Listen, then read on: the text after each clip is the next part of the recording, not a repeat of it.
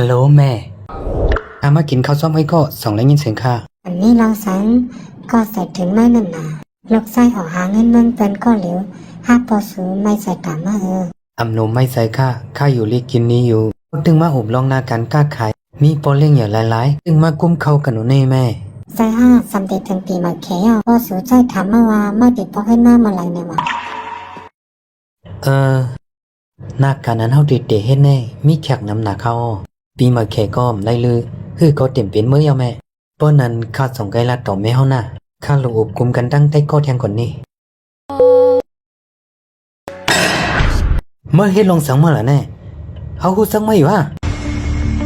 ความปันค่าเสียกำใหญ่เหมือนตั้งข้าก็ยำปืนลั่นก้าขายตีในถูกปืนแลนเอาเงินข้าถูกนี้ไว้ทั้งนำเข้าตั้ง2 ปีในอันเคยเต้นเงินปืนข้าไล่เหตุการณ์2 ตีต้องไม่ก็บ่ไล่ซื้อกินข้าวมูนเอากล้วยเมื่อไกลแม่ข้าสิพงมาข้ากูมันไม่เสออะไรให้ก่อสนั่นความบันเสกับพักหวานในข้าเลยกินกำหนึ่งเย้าสุดที่ว่ากาหือข้าติดสายกามันเมื่อในเปลี่ยนวันลองใหญ่ตาห้องการเฮาติเต้มันเฮาหลุดไหลมีตั้งเสือเสือเมื่อมาให้เสื่องไหนล้มเคยกินพ่อมีอ๋องพักอันในก็เย้ามันแหละอ้อมกินอ๋อไม่ก็ใส่กลางหมดละ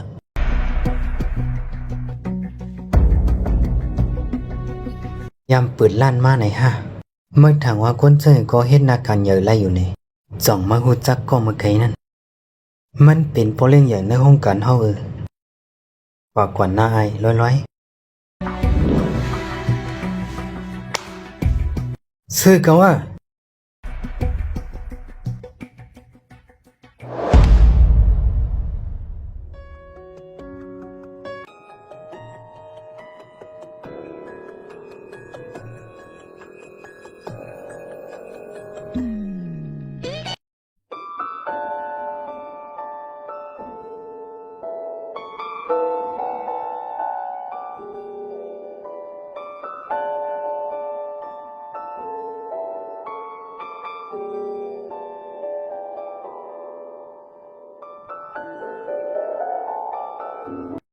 ไม่ทรงนั้นน้องยิ่งเข้าพักเพิ่นลงนั่นเก่ามีเงินใส่กามันไปทำพันโปเล่งใหญ่สู่ลูกเก่าและเหตุการณ์มีเงินยาวส่งไกมาใส่แล้วนี่อำหนูเย้าเขาพักผ่อนนั่นเขาว่าใส่กามันอยู่ใส่เย้าเขายังไม่เป็นคู่ครองต่อสู้นี่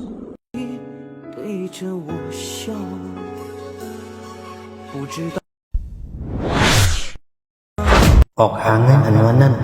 บางปอกก็มีลองอย่าง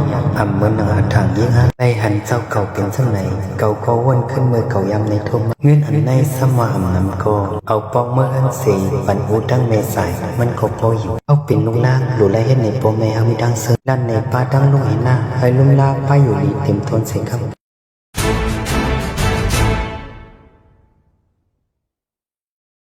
ปีใหญ่เขาสังลาเงินป้อห้ากูก็เห็นดีต่อข้าเสื่องไหนเงินอันไหนป้อข้ามีคดีมาแดนขึ้นกุย